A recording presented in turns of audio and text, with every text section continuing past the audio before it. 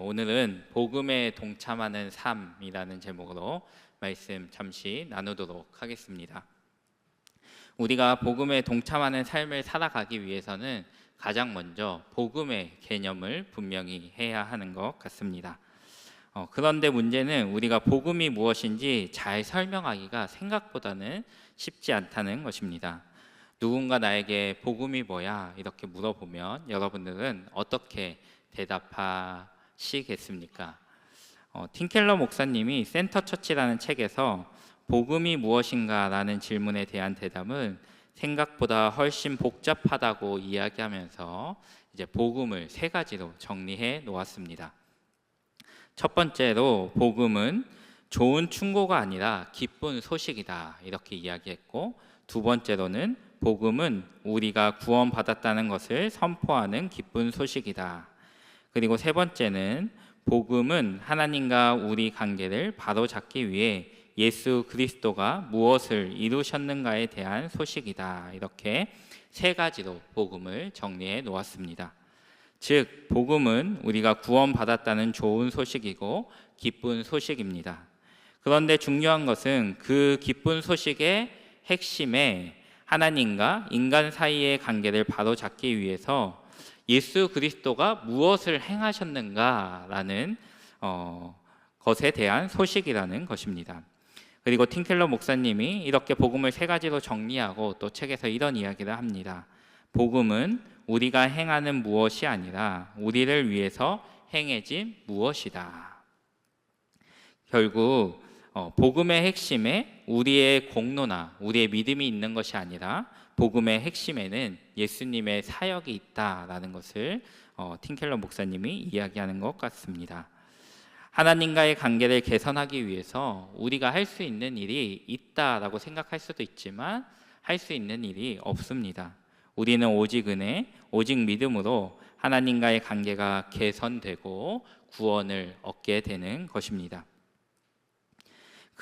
그리고 우리가 하나님을 믿음으로, 예수님을 믿음으로 구원을 얻게 되는 것이죠. 그런데 그 믿음조차 내가 의지적으로 믿는 믿음이 아니라 성령님의 도우심, 성령님의 적용하심을 통해 우리가 믿음을 가지게 되고 구원을 얻게 되는 것이죠. 그 성령님의 적용하신 가운데 우리에게 믿음이 생기는 것입니다. 우리가 물에 빠져서 허우적대고 있는데 구명튜브가 내 앞에 딱 떨어진 것입니다. 그래서 허우적거리다 그 튜브를 딱 잡은 것이죠. 그래서 생명을 건진 존재가 바로 우리입니다. 우리가 재 속에서 허우적거리다가 구원이 우리에게 임했고, 그런 구원이 우리에게 임한 것을 잡은 것이죠. 그렇게 잡았다고 해서 우리에게 공로, 우리에게 능력이 있다 이야기할 수는 없는 것입니다. 물에 빠진 우리 앞에 구명튜브가 떨어진 것을 우리가 잡았다고 해서 우리에게 나의 공로가 있다 이야기할 수 없다는 것이죠. 그래서 복음을 바르게 깨닫고 구원받은 사람은 이런 반응을 해야지 당연한 반응입니다. 하나님 앞에 감사해야 되는 것이죠. 내가 하나님의 사랑으로, 예수님의 은혜로, 또 성령님의 도우심으로 구원을 받았기 때문에 그 구원에 감사해야 하는 것이 우리가 보여야 하는 당연한 반응입니다. 나의 힘과 능력으로 구원을 얻은 것이 아니라 예수 그리스도의 사역을 통해, 그리고 성령님의 도우심을 통해 우리가 은혜로 구원받았기 때문에 우리가 복음 앞에서 항상 감사로 반응해야 하는 것입니다. 나는 하나님 앞에서 어떤 반응을 하고 있나요? 나에게 감사하는 반응이 맞나요? 아니면 불평불만하는 반응이 맞나요? 우리는 나 자신을 돌아보면서 내가 하나님 앞에서 어떤 반응을 하고 있는지 한번 생각해 보아야 할 것 같습니다. 오늘은 이제 친교위원회 주간 예배입니다. 친교위원회 회원분들이 매주 식당에서 성도님들을 섬기고 봉사합니다. 매주 800명에서 1000명 정도 되는 성도님들의 식사를 담당하면서 배식하고 그들을 섬기는 일을 하시죠. 그렇게 섬기는 일이 쉽지만은 않을 것입니다. 그 섬긴 가운데 은혜가 있고 또 감사도 분명히 있겠지만 어떤 때는 억울하고 시험에 들 때도 분명히 있을 것입니다. 체육 친교회를 섬기시는 분들도 마찬가지일 것입니다. 내가 좋아하는 운동을 하면서 기쁨으로 내가 섬기고 봉사하겠지만 섬기다 보면 시험에 들 때가 분명히 있을 것입니다. 우리가 그럴 때 복음을 생각해야 하는 것이죠. 그리고 내가 복음에 동참하는 인생이라는 사실을 기억해야 합니다. 시험에 들 때 다시 복음을 기억해야 하는 이유가 무엇일까요? 왜냐하면 그래야지 우리가 감사할 수 있기 때문입니다. 억울하고 화가 날 때, 여러 가지 일 때문에 시험에 들 때 우리가 복음을 기억해야지 감사할 수 있습니다. 내가 복음을 바르게 이해하고 복음을 바르게 믿고 있다면 내가 복음을 기억할 때 우리는 복음 앞에서 바른 반응인 감사를 하게 되는 것입니다. 그렇게 우리가 복음을 바르게 이해하고 복음 앞에서 바르게 반응하는 것이 참으로 중요합니다. 친교위원회 회원들을 비롯한 모든 성도님들이 각자의 자리에서 주를 위한 삶을 살아가고 계실 것입니다. 교회에서 여러 가지 봉사를 하시고 또 교회에서 여러 가지 사정으로 봉사를 하지 못하시더라도 각자의 자리에서, 가정에서 또 직장에서 주를 위한 삶을 살기 위해 노력하고 계실 것입니다. 주를 위해 많은 것을 참고 인내하고 계실 것입니다.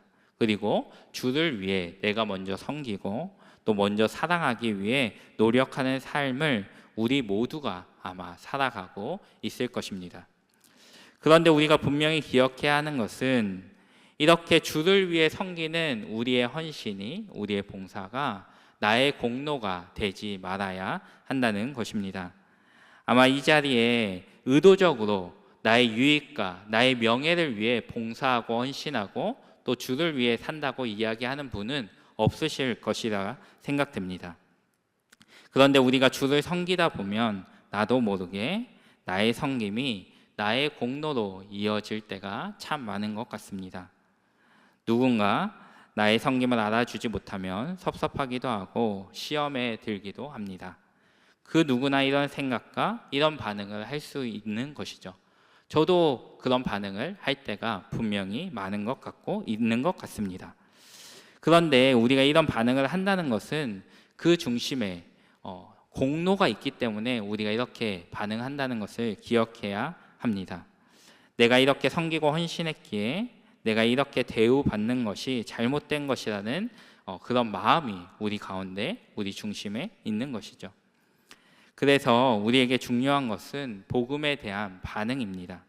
우리가 복음으로 얻게 된 은혜에 대한 반응으로 봉사하는 것이 중요하다는 것입니다. 우리가 봉사를 통해 하나님께 인정받으려고 한다면 봉사를 통해 하나님께 인정받을 수 없을 뿐만 아니라 그 봉사가 나를 더 교만하게 만든다는 사실을 우리가 꼭 기억해야 합니다. 그래서 우리가 봉사를 하되 나의 봉사에 무엇이 우선시가 되는지가 참으로 중요합니다. 은혜가 우선시되어 내가 은혜에 대한 간격으로 봉사를 하고 있는지, 아니면 봉사가 우선시되어 내가 봉사를 통해 은혜를 갈구하고 있는지 한번 생각해 보아야 합니다. 우리의 봉사는 은혜에 대한 반응이어야 합니다. 하나님이 베푸신 사랑과 은혜가 너무나 크기에 그 사랑과 은혜에 대한 반응으로 봉사와 헌신을 해야 한다는 것입니다. 그래야지 우리의 봉사가 하나님께 영광 돌리는 봉사가 되고 하나님께 인정받을 수 있는 봉사가 되는 것입니다.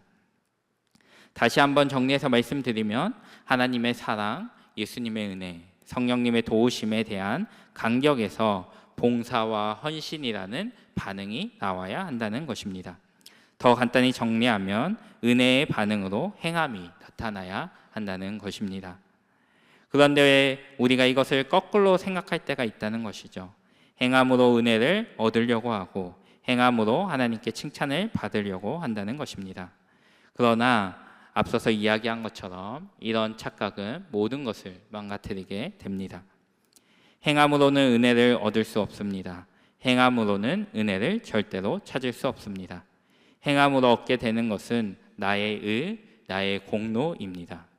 그렇게 우리는 하나님의 은혜를 구해야 하고 은혜에 대한 반응을 삶에서 행함으로 나타내야 하는 것입니다. 오늘 본문 말씀에서도 사도 바울이 이 개념을 분명히 하고 있는 것입니다. 5절 말씀을 보니 사도 바울은 빌립보 교회 성도들에게 예수님을 믿기 시작한 첫날부터 이제까지 복음을 위한 일에 참여하고 있다고 말하면서 그들을 칭찬합니다. 이런 칭찬과 함께 6절에서 바울이 분명히 하는 개념이 있습니다. 그것은 너희 안에서 착한 일을 시작하신 이가 계시다는 것입니다. 너희의 힘으로 너희의 공로로 그 일을 한 것이 아니라 너희 안에서 그 일을 이루신 분이 있다는 것이죠. 이것이 우리가 잊지 말아야 할 사실입니다. 착한 일에도 창시자가 있다는 것입니다. 착한 일을 시작하신 창시자가 누구신가요? 바로 하나님이십니다. 착한 일을 시작하신 이도 하나님이시고 우리가 봉사할 수 있는 것도 하나님의 은혜입니다. 제가 지금 설교를 할 수 있는 것도 하나님의 은혜인 것이죠. 우리는 우리가 말하는 것을 당연히 여깁니다. 그리고 우리가 봉사하는 것도 당연하게 여길 때가 참 많은 것 같습니다. 그러나 우리가 잊지 말아야 할 것은 제가 말하고 설교할 수 있는 것도 하나님의 은혜이고 우리가 건강하여 봉사하고 헌신할 수 있는 것도 하나님의 은혜라는 사실입니다. 우리가 운동으로 교제할 수 있는 것도 하나님의 은혜라는 것이죠. 제가 얼마 전에 목이 갑자기 잠긴 적이 있습니다. 수요 예배 마치고 몇 주 전에 이제 목자 종강 예배를 할 때 제가 기도 백업을 이렇게 했는데 기도 백업을 할 때 평소하고 다르게 목이 조금 이상했습니다. 목이 좀 이상해서 목이 약간 잠기는 것 같아서 목이 좀 이상하다 이런 생각을 하고 집에 갔는데 집에 가니까 이제 목이 더 잠기고 말하는 것이 많이 힘들어졌습니다. 근데 평소 때하고 느낌이 좀 다른 거예요. 제가 막 기도 열심히 하고 막 수련회 끝나서 목이 쉬는 느낌이 아니라 그냥 목이 약간 잠기고 느껴보지 못한 느낌이었습니다. 그래도 좀 피곤해서 그렇겠지, 자고 일어나면 괜찮겠지 이렇게 생각하고 잠을 잤는데 자고 일어나니까 그 다음날 말하는 것은 좀 불편하긴 해도 조금 나아졌는데 찬양은 아예 못하겠는 거예요. 찬양을 할 수 없는 상황이 되었습니다. 그러니까 뭔가 이상하다 이런 생각이 들어가지고 병원 또 갔다 오고 했는데 그리고 그 다음날 이제 새벽기도 나와가지고 예배드리고 이제 기도하려고 앉아 있는데 이런 생각이 퍽 들었어요. 이런 생각이 딱 들었어요. 내가 말할 수 있는 거, 내가 찬양할 수 있는 거 은혜이구나. 내가 말하고 싶다고 말할 수 있는 거 아니고 내가 찬양하고 싶다고 찬양할 수 있는 거 아니구나. 하나님이 못하게 하시면 오늘 당장이라도 내가 말을 못할 수 있고 찬양을 못할 수 있구나 이런 생각이 기도하려고 앉아 있는데 들었던 기억이 납니다. 다행히 지금은 병원 가서 이제 약 먹고 많이 좋아졌습니다. 저는 말하는 것이 당연하다고 생각했어요. 당연하고 말할 수 있으니까 설교를 하는 것도 당연하다고 생각했는데 하나님의 은혜구나. 하나님의 은혜가 아니면 이것이 안 되는구나 이런 생각이 얼마 전에 들었던 생각이 납니다. 이 모든 것이 하나님의 은혜이구나. 하나님의 은혜가 있기에 내가 말할 수 있고 설교할 수 있고 하나님을 마음껏 찬양할 수 있구나 이런 생각을 얼마 전에 하였습니다. 사도행전 14장 말씀에 보면 사도 바울이 이제 1차 전도 여행을 마무리하는 내용이 나옵니다. 1차 전도 여행을 마무리하면서 전도 여행을 통해서 이제 바울과 바나바가 이룬 업적을 안디옥 교회에서 선교 보고를 하게 됩니다. 그런데 성경은 두 사도가 이룬 업적을 그들의 업적이라고 이야기하지 않습니다. 사도행전 14장 27절 말씀을 보니 하나님이 함께 행하신 모든 일과 이방인들에게 믿음의 문을 여신 것을 보고했다고 합니다. 성경은 두 사도의 사역을 하나님이 함께 행하신 모든 일이라 이렇게 이야기합니다. 두 사도가 대단해서 이방인들이 마음을 열고 예수 그리스도를 믿게 된 것이 아니라 하나님이 함께 하셨기에 그들을 통해 이방인들이 마음을 열고 예수 그리스도를 믿게 된 것입니다. 하나님이 그들 안에서 착한 일을 시작하신 것이죠. 그들의 능력으로, 그들의 실력으로, 그들의 열심으로 이룬 것이 아니라 하나님이 함께 하시고 하나님이 도우셨기에 이런 놀라운 역사가 일어났던 것입니다. 이렇게 우리는 우리 안에서 착한 일을 시작하신 이가 있다는 것을 분명히 기억해야 합니다. 그런데 이분은 6절 말씀에 나오는 것처럼 우리 안에서 일하시는 분입니다. 성경은 하나님께서 우리 안에서 일하신다 이야기합니다. 우리 밖에서 일하시는 분이 아니라 우리 안에서 일하시는 분이 하나님이십니다. 그렇기에 우리에게 마음이 참 중요한 것이죠. 잠언 4장 23절 말씀을 보면 모든 지킬 만한 것 중에 더욱 내 마음을 지키라. 생명의 근원이 이에서 남이니라 라고 성경은 이야기하고 있습니다. 그리고 예레미야 31장 33절 말씀을 보면 곧 내가 나의 법을 그들 속에 두며 그들의 마음에 기록하여 나는 그들의 하나님이 되고 그들은 내 백성이 될 것이니라. 여호와의 말씀이니라 라는 말씀도 있습니다. 여호와 하나님께서는 하나님의 말씀이 우리 마음에 기록되길 원하고 우리의 마음에 하나님의 말씀을 기록하시는 분이십니다. 우리는 죄가 아닌 하나님의 말씀을 마음에 기록하는 자들이 되어야 합니다. 예레미야 17장 1절 말씀을 보면 유다의 죄가 금강석 끝 철필로 그들 마음판에 새겨졌다고 합니다. 유다 백성들의 죄가 그들 가운데 가득하여 그들의 죄가 그들 마음속 깊이 새겨져 있다. 이렇게 성경이 이야기하는 것입니다. 우리는 우리의 마음에 죄를 기록하는 인생이 아니라 하나님의 말씀을 기록하는 인생이 되어야 하겠습니다. 그리고 하나님께 우리의 마음에 하나님의 말씀을 기록해 달라고 기도해야 합니다. 왜냐하면 하나님께서는 우리 안에서 일하시는 분이시기 때문입니다. 이런 측면에서 우리가 매일 말씀을 읽고 묵상하고 마음에 말씀을 새기는 것은 참으로 중요합니다. 담임 목사님 또 오전에 말씀하셨지만 어제 예레미야 애가를 마지막으로 이제 리딩 지저스 전반기가 마무리되고 리딩 지저스 휴식기가 되었습니다. 이제 한 달 정도, 4주 정도 휴식기가 있는데 우리가 전반기에 이제 리딩 지저스 말씀을 읽으시면서 아마 많이 은혜를 누리셨을 텐데 말씀을 매일 읽으시면서 어떤 은혜를 누리셨나요? 매일매일 말씀 읽어가는 게 쉽지만은 아마 않으셨을 것이다 생각합니다.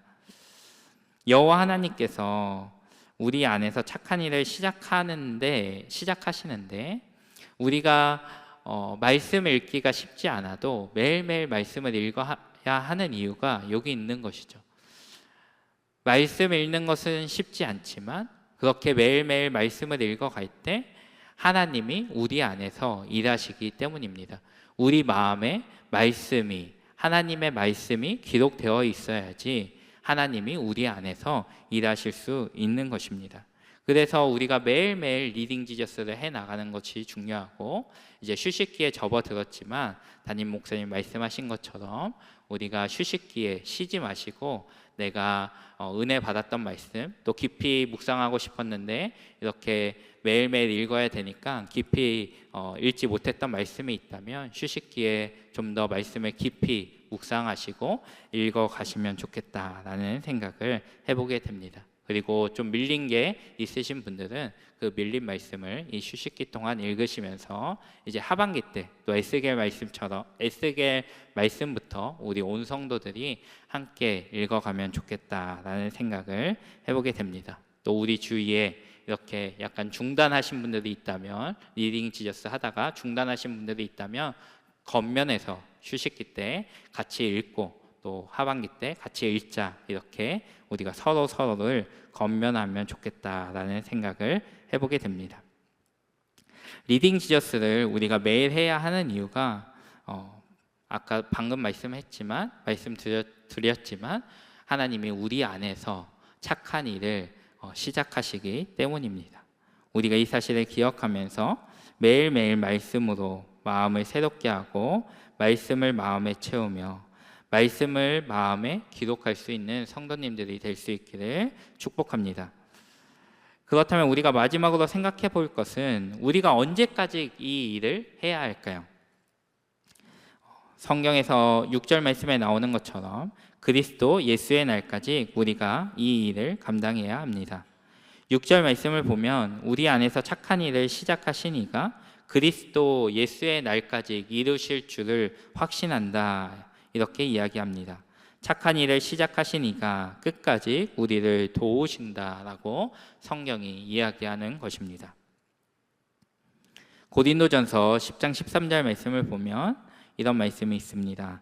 사람이 감당할 시험 밖에는 너희가 당한 것이 없나니 오직 하나님은 미쁘사 너희가 감당하지 못할 시험 당함을 허락하지 아니하시고 시험 당할 즈음에 또한 피할 길을 내사 너희로 능히 감당하게 하시느니라.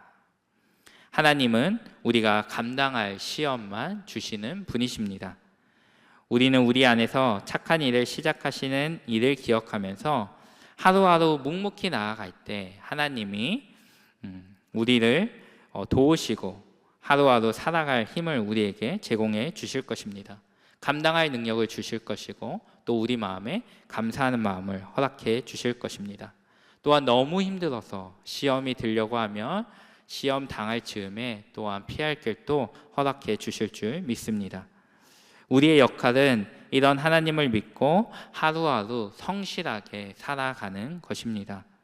하나님이 항상 우리와 함께 하시는 것을 기억하며 우리를 도우신다는 것을 기억하며 매일매일 말씀을 마음에 채우며 그렇게 나아갈 때 하나님이 놀라운 은혜를 우리 삶에 허락해 주실 것입니다. 우리 삶에 놀라운 하나님의 일하심이 나타날 것입니다. 그리고 우리는 이런 삶을 사는 자들을 향해 복음에 동참하는 삶이다 이야기할 수 있는 것 같습니다. 복음은 오케스트라가 조율하는 것과 같다라고 생각합니다. 조율이 잘 되어야지 아름다운 음악이 흘러나옵니다. 그것처럼 우리가 복음을 바르게 이해하고 복음을 바르게 믿으면 복음을 바르게 이해하고 복음을 바르게 믿으며 복음 안에서 살아갈 때 우리 삶 가운데 복음이 흘러나올 것입니다. 오전에 담임 목사님 말씀처럼 우리가 보여주는 말씀으로 이 땅을 살아낼 수 있을 것이다 생각합니다. 친교위원회 회원들을 비롯한 이 자리에 모인 모든 성도님들이 복음에 동참하는 삶, 또 복음을 흘려보내는 삶, 또 보여주는 말씀으로 살아내는 삶을 이번 한 주 살아낼 수 있기를 주님의 이름으로 간절히 축복합니다.